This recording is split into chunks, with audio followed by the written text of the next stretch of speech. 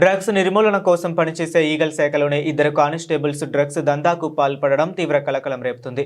Eagle ఇంటి దొంగలైన constable Narahari స్వామిలపై అధికారులు చర్యలు తీసుకున్నట్లు తెలుస్తుంది. దాదాపు 50 లక్షల విలువైన ఎక్స్టస్పీ ఫిల్స్ ను స్వాధీనం చేసుకున్న కానిస్టేబుల్స్ దీనికి సంబంధించిన సమాచారాన్ని అధికారులకు ఇవ్వనట్లు తెలుస్తుంది.